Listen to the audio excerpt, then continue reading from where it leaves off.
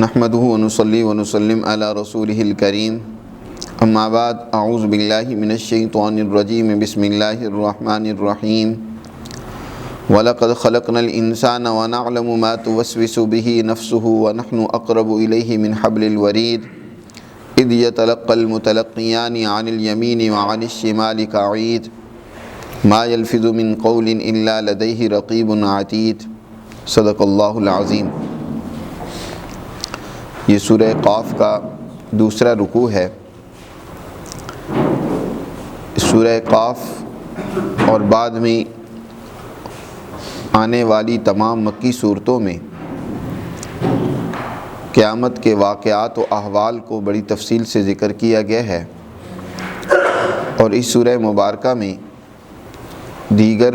عقائد کے ساتھ یعنی اللہ کی وحدانیت و توحید اور نبی کریم صلی اللہ علیہ وسلم کی رسالت کے ساتھ عقیدہ آخرت کو قدر تفصیل سے بیان کیا گیا ہے۔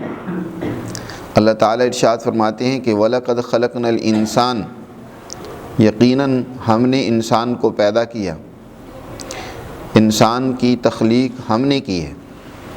ہم اس کے خالق ہیں۔ اور وَنَعْلَمُ مَا تُوَسْوِسُ بِهِ نَفْسُهُ، اور اس کے دل میں جو وسوسے پیدا ہوتے ہیں، جو خیالات آتے ہیں، ان کو ہم جانتے ہیں۔ اس کے دل میں پیدا ہونے والے تمام شکوک و شبہات، دل میں پیدا ہونے والے تمام اچھے اور برے اعمال کے ارادے، ہم ان کو جانتے ہیں، وہ ہم سے مخفی نہیں ہیں۔ وسوسہ کہتے ہیں چھپ کر دل میں کسی چیز کا پیدا ہو جانا۔ وسواس شیطان کی صفت ہے جو چپکے سے انسان کے دل میں کچھ خیالات پیدا کرتا ہے۔ تو فرمایا کہ انسان کے دل میں جو بھی وسوسے، خیالات، تصورات پیدا ہوتے ہیں، اللہ ان کو بھی جانتا ہے۔ وَنَحْنُ أَقْرَبُ إِلَيْهِ مِنْ حَبْلِ الْوَرِيدِ، اور ہم اس کے گردن رگ سے بھی زیادہ قریب ہیں۔ حبل الورید، حبل ورید کہتے ہیں انسان کی دو رگیں ہیں، ایک خون سپلائی کرنے والی اور ایک فاسد خون جو آکسیجن جب پورے بدن میں شریانوں کے ذریعے سے پہنچ جاتی ہے تو استعمال شدہ خون کو واپس لانے کے لیے جو رگیں ہوتی ہیں ان کو ورید کہا جاتا ہے۔ اور انسان کی دونوں گردن کی دونوں طرف اطراف میں دائیں اور بائیں یہ ابھری ہوئی رگیں جن کو ورید کہا جاتا ہے نمایاں ہوتی ہیں، جو انسان کی حیات کا مدار رکھتی ہیں۔ ان کے ٹوٹ جانے پر یا ان کے متاثر ہونے پر انسانی زندگی متاثر ہو جاتی ہے۔ اس کو شاہ رگ بھی کہتے ہیں، یعنی یہ بنیادی وہ رگ جو انسانی زندگی اور حیات کا مدار ہوتی ہے۔ تو اللہ تعالیٰ ارشاد فرماتے ہیں کہ ہم اس سے بھی زیادہ اس کے قریب ہیں۔ اللہ اگرچہ زمان مکان کے ہر اعتبار سے احاطوں سے باہر ہے، وہ انسان کے تو دل کے مخفی باتوں کو بھی جانتا ہے، اس کا علم تو ہر ایک ذرے ذرے کو ہے۔ یہاں قرب سے مراد جہاں اللہ کا علم ہے وہاں اس سے مراد اللہ کے فرشتے بھی ہیں، اس لیے یہاں لفظ جمع کا ذکر کیا وَنَحْنُ أَقْرَبُ، اور ہم یعنی ہمارے فرشتے جن کی ہم نے ڈیوٹی مقرر کی ہوئی ہے، جن کا ذکر اگلی آیات میں بھی آ رہا ہے کہ وہ انسان کے دائیں بائیں کندھوں پر بیٹھے ہوئے انسان کے اعمال کو محفوظ کر رہے ہیں اور اس کے بہت زیادہ قریب ہیں۔ اِذْ يَتَلَقَّى الْمُتَلَقِّيَانِ عَنِ الْيَمِينِ وَعَنِ الشِّمَالِ قَعِيدٌ، اس کے دائیں اور بائیں بیٹھنے والے فرشتے جب وہ اس کے اعمال کو حاصل کر لیتے ہیں، متلقیان لینے والے دو فرشتے انسان کے اچھے اور برے اعمال کا اندراج کرنے والے، لکھنے والے اور محفوظ کرنے والے فرشتے کرامن کاتبین جنہیں کہا جاتا ہے، وہ انسان کے داہنی اور بائیں کندھے پر موجود ہیں۔ دائیں کندھے والے فرشتہ وہ انسان کے اچھے اعمال کو لکھتا ہے، اور بائیں کندھے والا فرشتہ انسان کے غلط اور برے اعمال کو لکھتا ہے۔ جب انسان کوئی اچھا عمل کرتا ہے تو دائیں کندھے والا فرشتہ فوراً اس کو درج کر لیتا ہے اپنے رجسٹر میں۔ انسان کے تمام اعمال یاد رکھو، وہ جیسے لکھے جا رہے ہیں ریکارڈ بھی ہو رہے ہیں۔ اب تو یہ بات اور عیاں اور واضح ہو گئی کہ انسان جب کسی کیمرے کے سامنے ہوتا ہے تو اس کی ہر حرکت وہ نوٹ کی جا رہی ہوتی ہے، حتیٰ کہ اس کا ہر اشارہ، اس کی ہر بات، ہر اس کی گفتگو کا پہلو وہ اس کیمرے کی آنکھ اسے محفوظ کر رہی ہوتی ہے، نوٹ کر رہی ہوتی ہے۔ بالکل اسی طرح انسان کے فرشتے جو ہیں، جو انسان پر اللہ نے متعین کی ہیں، انسان کے قول و عمل کو، جو وہ بات کہتا ہے، جو وہ انسان عمل کرتا ہے، وہ محفوظ کر لیتے۔ اسی کو اللہ نے یہاں بیان فرمایا کہ اذ یتلقی المتلقیان عن الیمین وعن الشمال قعید، عن الیمین وعن الشمال قعید، یعنی دائیں اور بائیں بیٹھنے والے فرشتے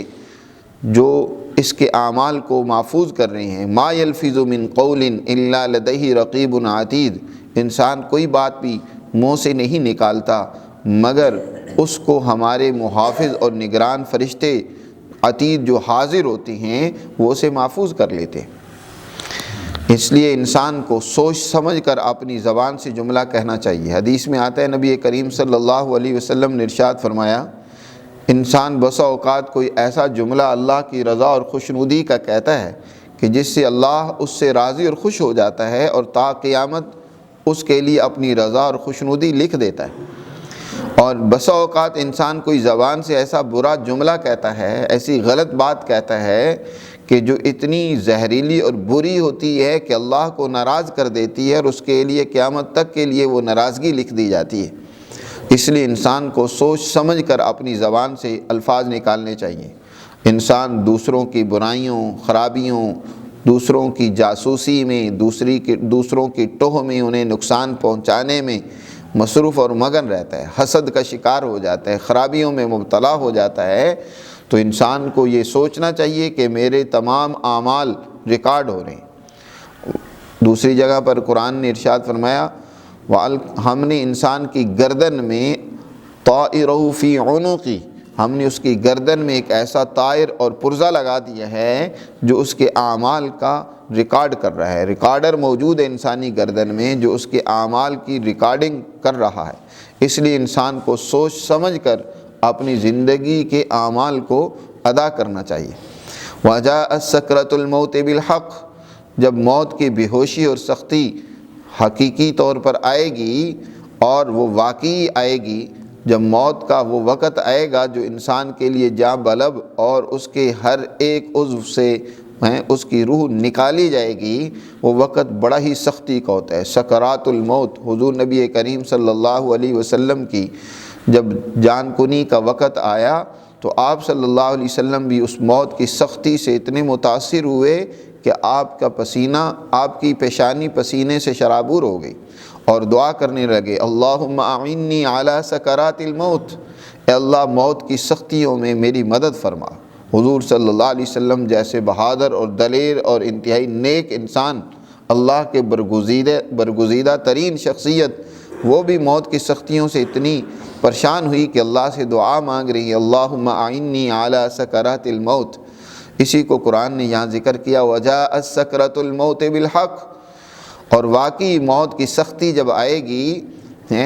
تو ذالک ما کنت منہ تحید، یہ وہ گھڑی اور وقت ہوگا جب موت کی سختی آئے گی جس سے کوئی انسان بچ نہیں سکے گا، جو دنیا سے منہ موڑنا چاہتا تھا، موت سے گھبراتا تھا، موت کا نام سننا نہیں وہ چاہتا تھا، وہ مرنا نہیں چاہتا تھا، دنیا کی عیش و عشرت میں ڈوبا ہوا تھا اور وہ ہمیشہ عیش و عشرت میں ہی رہتا ہے اور وہ موت کا تذکرہ سننا گوارا نہیں کرتا۔ نبی کریم صلی اللہ علیہ وسلم نے ارشاد فرمایا، کثرت سے لذتوں کو توڑنے والی موت کا ذکر کیا کرو، اس کو یاد رکھا کرو۔ اکثرو حازم اللذات، لذتوں کو توڑنے والی موت کا ذکر تمہیں ہر وقت رہنا چاہیے۔ آج دلوں میں اتنی سختی اور غفلت پیدا ہو گئی ہے، جنازے کندھے پر ہوتے ہیں لیکن اسے اپنی موت یاد نہیں آتی، قبر سامنے ہوتی ہے، دفن کرنے کے لیے وہاں موجود ہوتے ہیں، وہاں بھی دنیا کے تذکرے، ادھر ادھر کی باتیں ہو رہی ہوتی ہیں۔ انسان دوسروں کی جو جانے والا ہے اس کے لیے دعائے مغفرت کرنے اور افسوس کرنے کے لیے وہاں حاضر ہوتا ہے، اس کی موت کا ذکر ہوتا ہے، لیکن دل اس قدر غفلت میں مبتلا ہے کہ وہاں بھی سبق نہیں سیکھتا۔ یاد رکھو وہ وقت ضرور آئے گا موت کی سختی کا ہر انسان پر۔ وجاءت سکرۃ الموت بالحق ذالک ما کنت منہ تحید، یہ وہی ہے جس سے تو دنیا میں منہ موڑتا تھا، جس کا ذکر نہیں سننا چاہتا تھا۔ ونفخ فی الصور، اور اسی طرح جب سور میں پھونک ماری جائے گی، جب اس ساری قیامت، ساری کائنات کی تباہی اور اس کے ختم کرنے کا وقت ہوگا، جب سور پھونکی جائے گی تو یہ ساری کائنات درم برم ہو جائے گی، یہ نظام کائنات ٹوٹ پھوٹ کا شکار ہو جائے گا۔ نبی کریم صلی اللہ علیہ وسلم نے ارشاد فرمایا، انسان کیسے مطمئن ہو سکتا ہے جب کہ فرشتہ جس کو سور پھونکنے کے لیے اللہ نے مقرر کیا ہے، اس نے اس آلے کو، سور کے آلے کو اپنے منہ کے ساتھ لگا رکھا ہے کہ وہ سور پھونکنا ہی چاہتا ہے، اس میں پھونک مارنا ہی چاہتا ہے، وہ اس انتظار میں ہے کہ اللہ کا حکم ملے اور میں اس میں سور پھونکوں، جو ساری کائنات کی روح کے نکلنے کا وقت ہوگا۔ جب فرشتہ اس انتظار میں ہے اور انسان غفلت میں پڑا ہوا ہے اور وہ اس سے بے خبر ہے، فرمایا وَنُفِخَ فِي الصُّورِ، جب سور میں پھونک ماری جائے گی، ذَلِكَ يَوْمُ الْوَعِيدِ، یہی وہ دن ہے وعدے کا جس سے تمہیں ڈرایا جا رہا ہے، سمجھایا جا رہا ہے کہ ایک دن تمہیں اللہ کے حضور حاضر ہونا ہے۔ لَقَدْ وَجَاءَتْ كُلُّ نَفْسٍ مَعَهَا سَائِقٌ وَشَهِيدٌ، اب جب وہ سور پھونکا جائے گا، قیامت واقع ہو جائے گی، اب یہ انسان اللہ کے دربار میں اپنے جزا و سزا کے لیے حاضر ہوگا، اس طرح کہ اس کے ساتھ دو فرشتے ہوں گے، ایک فرشتہ جو اسے کھینچ کر اور ہانک کر وہ اللہ کے دربار میں لا رہا ہوگا، اور دوسرا وہ ہوگا جس نے اس کے زندگی کے رجسٹر تھامے ہوئے ہوں گے، جو اس نے زندگی کے اعمال کیے، جو شہید اور نگران تھا اس کا دنیا کی زندگی میں، اس کے اعمال کو جو نوٹ کر رہا تھا۔ دونوں فرشتے اس کو اپنی نگرانی میں اللہ کے دربار میں حاضر کریں گے۔ وجاءت کل نفس، آئے گا ہر انسان، معہا سائق و شہید، اس کے ساتھ ایک ہانکنے والا فرشتہ ہوگا، وہ شہید اور دوسری گواہی دینے والا ہوگا۔ لقد كنت في غفلة من هذا فكشفنا عنك غطاءك فبصرك اليوم حديد، دنیا میں انسان ان آنے والے واقعات و احوال کے حوالے سے غفلت میں مبتلا ہے، بے خبری میں پڑا ہوا ہے، لیکن کل ہم تجھ سے تیرے پردوں کو، دنیا کے حجابات کو، خواہشات کے حجابات کو، دنیا کی محبت کے حجابات کو، جو رسم و رواج کے حجابات تھے، ہم ان سب کو ہٹا دیں گے اور قیامت کے واقعات و احوال تیرے سامنے ہوں گے۔ اس وقت انسان کی نظر بہت تیز ہوگی اور اس اپنے ان تمام اعمال کو، دنیا میں انسان غفلت میں مبتلا ہوتا ہے، اپنے اعمال کی خرابی پر اس کی نگاہ اور دھیان نہیں جاتا۔ یاد رکھو، انسان کا عمل ہی اس کے لیے یا تو راحت کا باعث ہے یا اس کے لیے تکلیف اور ذلت کا باعث ہے۔ یہاں دنیا میں انسان غافل ہوتا ہے اپنے اعمال کے نتائج سے، اس لیے ان نتائج کی حقیقت کو وہ نہیں سمجھ پاتا۔ بالکل ایسے ہی ہے جیسے انسان جب وہ بازار میں جا رہا ہوتا ہے، اسے کوئی ٹھوکر لگتی ہے، کسی کام میں مشغول ہوتا ہے، کوئی چوٹ لگتی ہے، تو اس چوٹ کی تکلیف تو ہوتی ہے، لیکن دوسرے کام میں مصروف ہونے کی وجہ سے اس تکلیف کا احساس نہیں ہوتا۔ لیکن رات کو جب آ کر وہ سکون سے سوتا ہے، اب ادھر ادھر کا کام کاج اس نے چھوڑ دیا ہے، ایک ہی طرف توجہ ہے، آرام کی طرف، تو اب وہ تکلیف اسے ستاتی ہے، اس کو تکلیف وہ پہنچتی ہے کہ یہ مجھے چوٹ لگی تھی، اسے درد ہوتی ہے، اس کا احساس ہوتا ہے۔ اسی طرح انسان دنیا میں جو عمل کرتا ہے، اچھا یا برا، وہ اچھا عمل اس کی روح کو سکون اور آرام بھی پہنچاتا ہے، اس کے لیے راحت کا بھی باعث ہوتا ہے۔ لیکن انسان دنیا میں غفلت میں پڑا ہوا ہوتا ہے، دنیا میں انسان دنیا کی خواہشات میں ڈوبا ہوا ہوتا ہے، وہ برا عمل، اس کی برائی جو اسے تکلیف پہنچا رہی ہے، یا اچھا عمل جو اسے سکون پہنچا رہا ہوتا ہے، اس کی طرف اس کی دھیان اور توجہ نہیں جاتی۔ کل قیامت کے دن تو کوئی دنیا کا کام کاج نہیں ہوگا، وہاں خواہشات نہیں ہوگی، یہ سارے دنیا کے جھنجھٹ ٹوٹ جائیں گے۔ وہاں جب انسان اپنے اعمال کی طرف متوجہ ہوگا، اس وقت وہ کہے گا، اوہو اتنا برا اور گھنونا عمل میں نے کیا جو میرے لیے اس قدر اذیت اور تکلیف کا باعث بن رہا ہے۔ اس وقت اس کو اپنے اس عمل پر شرمندگی اور تکلیف ہوگی، وہ آنکھیں اس وقت خوب تیز ہوگی۔ فرمایا فَكَشَفْنَا عَنْكَ غِطَاءَكَ فَبَصَرُكَ الْيَوْمَ حَدِيدٌ، اور آج ہم تجھ سے تیرے پردے ہٹا دیں گے اور تیری نظر بہت تیز ہوگی۔ وقال قرینہ ھذا ما لدی عتید، اور اس کا وہ نگران فرشتہ جو اس کے اعمال نامے جو محفوظ کر رہا تھا، اس کے اعمال وہ اپنے رجسٹر میں درج کر رہا تھا، وہ کہے گا ھذا ما لدی عتید، یہ وہ اس کا اعمال نامہ میرے پاس موجود ہے، حاضر ہے۔ اب یہ دیکھو دوسری جگہ پر آتا ہے کہ اس کو کہا جائے گا اقرأ کتابک کفیٰ بنفسک اليوم علیک حسیبا، اپنا یہ اعمال نامہ پڑھ لے،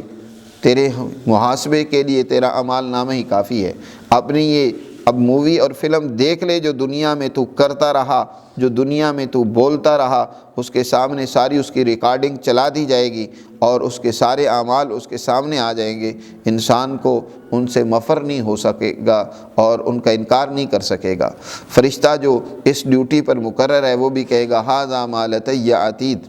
اللہ کی طرف سے حکم ہوگا ان دونوں فرشتوں کو، اس سائق کو اور شہید کو، دو فرشتے اس کو لائیں گے اللہ کے دربار میں، حکم ہوگا تم دونوں اس کو جہنم میں ڈال دو۔ کل کفار عنید، یہاں اللہ نے 4 صفات ذکر کی ہیں کہ جس انسان کے اندر یہ 4 خرابیاں اور برائیاں موجود تھیں وہ جہنم کا مستحق ہے، وہ اللہ کی رحمت اور جنت کا مستحق نہیں ہے۔ وہ 4 خرابیاں، 4 برائیاں وہ کون سی ہیں؟ اللہ تعالیٰ فرما رہے ہیں کہ ہر اس شخص کو جو کفار، اللہ کی احکامات کا کفر کرنے والا، انکار کرنے والا ہو، اللہ کے احکامات کو رد کرنے والا ہو، اللہ کے احکامات میں غور و فکر کرنے کی بجائے ان سے نظر چرا لیتا ہو، اللہ کے احکامات کو پس پشت ڈالنے والا، ان میں غور و فکر نہ کرنے والا انسان جہنم کا ایندھن بنے گا۔ عنید، اور جو انتہائی سرکشی میں مبتلا تھا، احسان فراموشی میں مبتلا تھا، سرکشی اس کی وتیرہ بن چکی تھی۔ مناع للخیر، ایک تو یہ کہ خود خیر اور بھلائی نہیں کرتا تھا، دوسرا دوسروں کو بھی بھلائی سے روکتا تھا، برائی کی طرف دعوت دیتا تھا، خرابی اور گناہ کی طرف لے کر جاتا تھا۔ مناع للخیر، لوگوں کو درست اور صحیح راستے پہ چلنے سے روکنے والا انسان۔ معتدن، حد سے بڑھنے والا، ظلم و زیادتی کرنے والا، دوسروں کے حقوق دبانے والا، کمزوروں کے ساتھ زیادتی کرنے والا انسان، اس کو بھی جہنم میں ڈالو۔ تیسری صفت یہ قرآن نے بیان کی۔ مریب، شکوک و شبہات میں مبتلا رہنے والا، اس کو سمجھایا جاتا تھا لیکن وہ شک و شبہات میں مبتلا رہتا تھا۔ یاد رکھو ایمان یقین کا نام ہے، جو محض تخیل، توہم، محض ایک ظن کے درجے میں کوئی چیز ہو وہ انسان کے اندر یقین کی کیفیت پیدا نہیں کرتی۔ انسان کا اگر عقیدہ آخرت یقین کے درجے کا ہو تو ایسا انسان دنیا میں غفلت میں مبتلا نہیں ہوتا، ایسا انسان دنیا میں گناہ کا اور ظلم و زیادتی کا اور خیر سے روکنے کا ارتکاب نہیں کر سکتا۔ جو آخرت کے حوالے سے شکوک و شبہات میں مبتلا ہے وہی انسان در حقیقت یہ تمام برائیاں اور خرابیاں کرتا ہے۔ مزید اس کی صفت یہ کہ الذی جعل مع اللہ الہا آخر، یہ اس کی برائی اور خرابی ہے کہ وہ اللہ کے ساتھ اور بھی اس نے کئی خدا بنا رکھے تھے، شرک میں مبتلا تھا۔ تو جن میں یہ خرابیاں ہوں گی، جن کے اندر یہ مذموم صفات ہوں گی، اللہ تعالیٰ ایسے لوگوں کے لیے جہنم کا حکم فرمائے گا کہ ان کو جہنم میں ایسے لوگوں کو ڈال دو۔ فَأَلْقِيَاهُ فِي الْعَذَابِ الشَّدِيدِ، فرشتوں کو حکم ہوگا سخت ترین سزا میں اس کو مبتلا کرو۔ قال قرینہ، انسان کے ساتھ ایک اور بھی اس کا ساتھی ہے۔ حضور نبی کریم صلی اللہ علیہ وسلم نے ارشاد فرمایا کہ ہر انسان کے ساتھ اللہ نے ایک خیر کا لمہ بھی رکھا ہے اور ایک شر کا بھی، یعنی انسان کے اندر اللہ نے دونوں طاقتیں اور قوتیں رکھ دی ہیں، اچھا کام بھی کر سکتا ہے۔ فَأَلْهَمَهَا فُجُورَهَا وَتَقْوَاهَا، اس انسان کو اس کے فجور کا الہام بھی ہوا اور اس کے تقوی اور خیر کے کاموں کا بھی الہام ہوا ہے۔ اب ان دونوں صلاحیتوں کو پروان چڑھانے کے لیے کہ جو انسان کے اندر اللہ نے رکھی ہیں، دو ہی انسان کے ساتھ طاقتیں بھی مقرر ہیں۔ ایک فرشتہ کی جو انسان کو خیر کی طرف، تقوی کی طرف، بھلائی کی طرف انسان کی رہنمائی کرتا ہے، اس کے دل میں اس کے خیالات اور وسوسے پیدا کرتا ہے، اور ایک شیطان ہے جو اس کو گناہ کی طرف راغب کرتا ہے، برائی کی دعوت دیتا ہے، لیکن زبردستی ان دونوں میں سے کوئی نہیں کر سکتا، بس اس کے دل میں ہر ایک اپنے وسوسے ڈالتا ہے۔ یہ شیطان جو انسان کے دل میں برائی ڈالتا ہے، اگر ایک انسان اپنے آپ کو اس سے نہیں بچاتا بلکہ اس کے پیچھے لگاتا ہے، تو کل قیامت کے دن یہی شیطان صاف انکار کر دے گا۔ قرآن میں دوسری جگہ پہ آتا ہے کہ لما قضی الامر، جب معاملہ فیصلہ ہو جائے گا تو وقال الشیطان لما قضی الامر ان اللہ وعدکم وعد الحق ووعدتکم فاخلفتکم، کہ جب معاملہ فیصلہ ہو جائے گا انسان کے اعمال کا تو اس وقت شیطان کہے گا کہ دیکھو میں نے تم سے ایک وعدہ کیا تھا لیکن میرے وعدے تو جھوٹے ہی ہوتے تھے، میں نے کبھی سچی بات تھوڑی ہی کہی تھی، اور ما کان لی علیکم من سلطان، میں کوئی زبردستی تم پر نہیں کرتا تھا، میرا کوئی تم پر جبر اور دباؤ نہیں ہوتا تھا کہ تم زبردستی میرے پیچھے چلو، تم اپنی مرضی سے میرے پیچھے چلے ہو۔ فلا تلومونی ولوموا انفسکم، مجھے آج ملامت نہ کرو، اپنے آپ کو ملامت کرو، اپنے آپ کو برا بھلا کہو۔ چنانچہ قرآن نے یہاں بھی ذکر کیا قال قرینہ، اس کا ساتھی جو شیطان ہے وہ کہے گا کل قیامت کے دن ربنا ما اطغیتہ، اے ہمارے پروردگار ہم نے اس کو سرکشی میں مبتلا نہیں کیا تھا، ولکن کان فی ضلال بعید، یہ خود ہی گمراہی میں مبتلا تھا اور تجھ سے بہت دور پڑا ہوا تھا۔ قال، وہ اس شیطان کو ملامت کرے گا اور شیطان انکار کرے گا۔ اللہ تعالیٰ فرمائے گا لا تختصموا لدی، میرے پاس آج جھگڑو نہیں، یہاں جھگڑنے کی ضرورت نہیں، وقد قدمت الیکم بالوعید، میں تمہیں دنیا ہی میں اس دن کی وعید سنا چکا ہوں، تمہیں اس دن کی سزا کے بارے میں اپنے پیغمبروں کے ذریعے سے پہلے ہی بتا چکا ہوں کہ جس نے یہ راستہ اختیار کیا بدی اور برائی کا، ظلم و زیادتی کا، جن کا ذکر پہلے گزرا ہے کہ جو کفار بنے گا، عنید بنے گا، مناع للخیر بنے گا، معتد بنے گا، مریب ہوگا، جو اللہ کے ساتھ شرک کرے گا، اس کا ٹھکانہ جہنم ہوگا۔ انسان سچائی کو تسلیم نہ کرے، انسان کوئی کسی کے ساتھ اچھائی یا نیکی کا معاملہ کر کے احسان جتلانے لگ پڑے، دوسروں کو بھلائی سے بجائے ان کے لیے خیر اور بھلائی کا ذریعہ بنے، ان کو بھلائی سے روکنے کا ذریعہ اور سبب بننے لگ پڑے، مناع للخیر۔ آج بہت سارے انسان بجائے دوسروں کے لیے خیر اور بھلائی کا ذریعہ بننے کے الٹا ان کے لیے شر اور برائی کا ذریعہ بنتے ہیں۔ کوئی ایسی بات کر دیں گے جس کی وجہ سے وہ شکوک و شبہات میں مبتلا ہو جائے اور وہ نیکی سے اور اچھائی سے دور ہوتے چلے جائیں، تو مناع للخیر معتد اسیم، ظلم و زیادتی کرنے والے، خود بھی شکوک کی دلدل میں رہنے والے، دوسروں کو شکوک و شبہات میں مبتلا کرنے والے، ایسے لوگوں کے لیے اللہ نے آج ہی بتا دیا اپنے اس کلام مقدس کے اندر کہ ان کا ٹھکانہ جہنم ہوگا۔ فرشتوں کے ذریعے حکم ملے گا کہ القیاہ،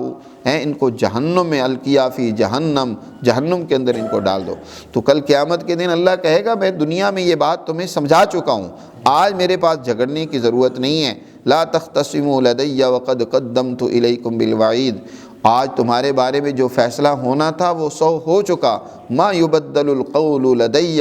میرے فیصلے بدلتے نہیں ہیں۔ وما انا بظلام للعبید، اور نہ ہی میں بندوں پر ظلم کر رہا ہوں، بندے اپنی جان پر خود ہی ظلم کرتے ہیں۔ اللہ تو کسی بندے پر کوئی زیادتی نہیں کرتا بلکہ رحمت اور شفقت کرتا ہے، مہربانی کرتا ہے۔ بندوں کی بہت ساری کمزوریاں اور خرابیاں تو اس نے ویسے ہی درگزر کر دیں، معاف کر دیں، ان کی جزا و سزا دنیا میں فوراً اس نے نہیں دی، سمجھنے کا موقع دیا، اپنے پیغمبروں کے ذریعے سے سمجھایا، قرآن کے ذریعے سے، اپنے ہادیوں اور رہنماؤں کے ذریعے سے۔ لیکن جو سرکشی، ظلم و زیادتی، فساد میں حد سے بڑھ گیا تو پھر اس کی سزا وہی ہوگی۔ تو اس پر اللہ نے ظلم نہیں کیا، اس نے اپنے آپ پر خود ظلم کیا۔ تو اس طریقے سے قرآن مجید ان آیات مبارکہ میں انسان کو متنبہ کرتے ہیں، خبردار کرتے ہیں، غفلت میں مبتلا نہ ہو۔ یہ غفلت کے پردے جب چھٹیں گے اللہ کی گرفت ہوگی، اور جب اللہ کی طرف سے جزا و سزا کا وقوع ہوگا اس وقت تم پچھتاؤ گے، ایک دوسرے کو ملامت کرو گے، اپنے برے ساتھیوں، شیطان صفت جیسے انسان بھی ہوتے ہیں، یاد رکھیں ایسے ساتھی بھی ہوتے ہیں انسان کے جو شیطانی کردار ادا کرتے ہیں، اس کو برائی اور خرابی کی طرف دعوت دیتے ہیں، لے جاتے ہیں، وسوسے دل میں ڈالتے ہیں۔ تو وہاں قیامت کے دن ان کے بارے میں بھی وہ جھگڑیں گے۔ قرآن نے دوسری جگہ پر اس کا بھی ذکر کیا ہے، شیطان سے بھی جھگڑا ہوگا، ایسے برے ساتھیوں سے بھی جھگڑے ہوں گے۔ تو لیکن اس وقت ایک دوسرے کو ملامت کرنا وہ کسی کام نہیں آئے گا۔ اللہ ہمیں سمجھ نصیب فرمائے اور اپنی خیر اور سچائی کو قبول کر کے اس کے مطابق عمل کرنے کی توفیق دے۔ وما علینا۔